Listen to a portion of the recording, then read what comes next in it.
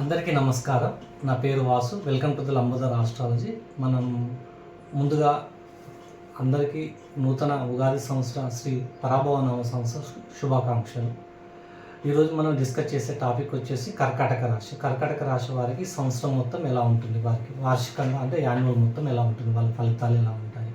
So ముందుగా ఆదాయ వ్యయాలు చూద్దాం. వారికి ఆదాయం వచ్చేసి 2, ఖర్చు వచ్చేసి 11. 2 ఖర్చు, 2 ఆదాయం, ఖర్చు 11. సో వచ్చే ఆదాయం తక్కువ, ఖర్చు చాలా విపరీతంగా ఉంది. చేతిలో మనీ ఫ్లో అవుతుంది. కాకపోతే ఏంటంటే రుణాలు అవ్వడానికి ఎక్కువ అవకాశం ఉంది. సో వాళ్ళు ఆ పారామీటర్లో జాగ్రత్త పడాలి. నెక్స్ట్ వచ్చేసి రాజ్యపూజ్యము 4, అవమానము 7.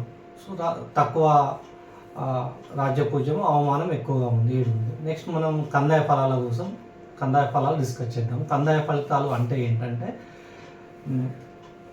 కందాయం అనగా 4 మాసం, సంవత్సర కాలంని 4 మాసంలో చొప్పున 3 భాగాలుగా విభజించారు. 12 మాసం నుండి వేసవికాలం, వర్షాకాలం, చలికాలంగా 3 భాగాలుగా విభజించారు. సో 4 మాసంలో చొప్పున మనం కందాయ ఫలితాలు చూద్దాం. నక్షత్రపరంగా ఉంటాయి కందాయ ఫలితాలు. సో ఈ కర్కాటక రాశి అంటే జాతక చక్రంలో పుట్టినప్పుడు జాతక చక్రం కుండలిలో చంద్రుడు కర్కాటకంలో ఉన్న వారిని కర్కాటక రాశిగా పరిగణిస్తారు. మనం వచ్చేసి కందాయ ఫలితాలు చూద్దాం. కర్కాటక రాశిలో పునర్వసు 4వ పాదంలో జన్మించిన వారికి 6, 2, 2. సో మొదటి 4 మాసంలో మధ్యస్థంగానే సరిసంఖ్య, చివరి 4 మాసంలో 2 సరిసంఖ్యనే, మధ్యలో 4 మాసంలో 2 సరిసంఖ్యనే ఉన్నాయి కాబట్టి వీరికి మధ్యస్థంగా మిశ్రమంగానే ఉంటుంది. ఎటువంటి అనారోగ్యం లాంటివి లేవు.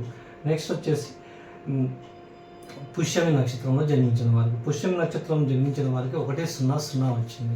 సో అంటే 1 అంటే మొదటి 4 మాసంలో ధనలాభము శుభప్రదంగాను, తర్వాత 4 మాసంలో 0 అంటే మానసిక ప్రశాంతత లోపించడము, మానసిక ప్రశాంతత ఉండకపోవడం, తర్వాత 4 మాసంలో కూడా 0 వచ్చింది. సో వీరికి అనారోగ్యం తర్వాత 4 మాసంలో ఉండడానికి అవకాశం ఉంది కాబట్టి ఆరోగ్యపరంగా వీరు కేర్ తీసుకోవడం మంచిది.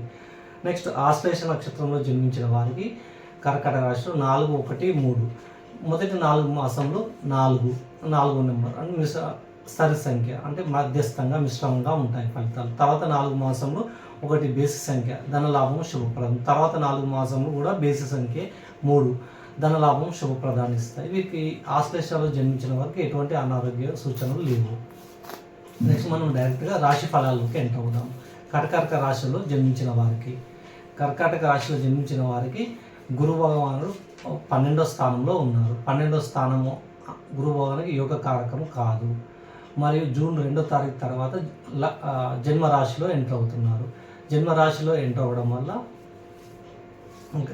కర్కాటకంలో ఎంటర్ అవ్వడం వల్ల గురు భగవాను జన్మరాశిలో కూడా యోగించాడు. సో ఈ సంవత్సర కాలం మొత్తం గురు భగవాను మధ్యలో ఒక సింహరాశిలో ప్రవేశించినప్పుడు ఒక 3 మాసంలో మాత్రమే యోగిస్తారు. నెక్స్ట్ వచ్చేసి శని భగవానుడు కర్కాటక రాశికి 9వ స్థానంలో ఉన్నాడు. మీనరాశిలో 9వ స్థానంలో శని భగవానుడు యోగించాడు. సో ఎటువంటి ఇబ్బందులు వస్తాయంటే వాళ్ళకు వచ్చే లక్ అనేది చాలా ఆలస్యం చేయడము, లేట్ అవ్వడము, దూర ప్రయాణాల గురించి చేసిన ప్లానింగ్స్ అన్నీ ఫెయిల్ అవ్వటము, ఆలస్యం అవ్వటం లాంటివి జరుగుతాయి సంఘటనలు అన్నీ. సో నెక్స్ట్ వచ్చేసి కేతు భగవానుడు సింహంలో ద్వితీయంలో ఉన్నారు. ద్వితీయంలో కేతు యోగించరు కానీ సింహంలో ఉన్నారు కాబట్టి కొంత మేలు తీసుకురావడానికి ట్రై చేస్తారు. జెండా యోగం వల్ల సింహరాశిలో కేతు ఉండడం వల్ల. సో మీనింగ్ ఏంటంటే తటస్థంగా తీసుకోవడం మంచిది. ఇంకోటి కేతు ద్వితీయంలో ఉంటే యోగించకపోగా ఒకరిని నమ్మి మోసపోవడం అనేది జరుగుతుంది. నమ్మి మోసపోవడం, ధనం ఇన్వెస్ట్మెంట్ చేసి పని చేసేటప్పుడు 100 కాదు 400% కరెక్ట్గా అనిపించి ఇన్వెస్ట్ చేస్తాము.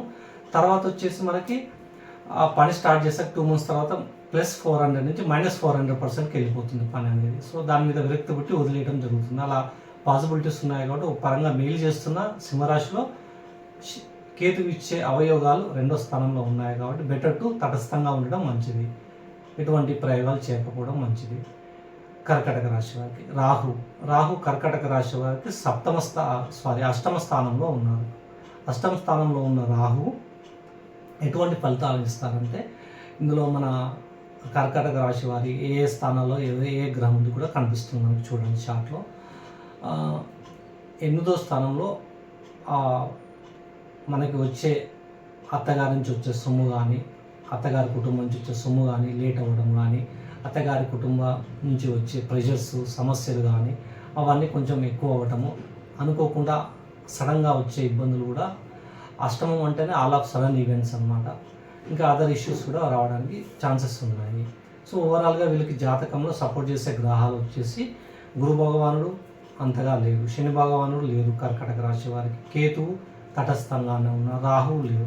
సో ఓవరాల్గా కర్కాటక రాశి వాళ్ళు చాలా చాలా జాగ్రత్తగా ఉండటం ఈ సంవత్సరం చాలా మంచిది. దానికి తోడు వీళ్ళ ఆదాయ వ్యయాలు కూడా చూసుకుంటే ఆదాయం 2, వ్యయం 11 క్లియర్గా తెలిసిపోతుంది. దీనికి కోరిలేటెడ్గా రాశి ఫలితాలకు కోరిలేటెడ్గా ఆదాయ వ్యయాలు కూడా మ్యాచ్ అవుతున్నాయి. సో బెటర్ ఏంటంటే కర్కాటక రాశి వారికి రెమెడీస్ ఏంటంటే పరిహారాలు, శని భగవానునికి చేసుకోవడం ఒకటి, ద్వితీయంలో ఉన్న కేతుకి గణపతి పూజ చేసుకోవడం మంచిది. వీరు ఏం చేయాలి అంటే దీపారాధన, గురువు జన్మరాశిలో ఉంటున్నారు కాబట్టి దీపారాధన స్పిరిచువల్గా ఉండటం అనేది వీరికి మానసిక ప్రశాంతతను ఇస్తుంది. అష్టమ రాహు కూడా రాహుకి అమ్మవారి దుర్గా పూజ చేయడం మంచిది రాహుకి. ఇవన్నీ అంటే కాదు, మీరు ఏదైనా ఒక 2 గ్రహాలను ప్లాన్ చేసుకొని వాటికి పరిహారాలు పాటించండి. కేతువు శని కానీ, కేతువు రాహు కానీ పరిహారాలు పాటించండి. సో ఓవరాల్గా అనేది కర్కాటక రాశి వారికి ఒక మోస్తరుగానే ఉంది ఈ సంవత్సరము, శ్రీ పరాభవనామ సంవత్సరము. థ్యాంక్ యూ అండి, నమస్కారం.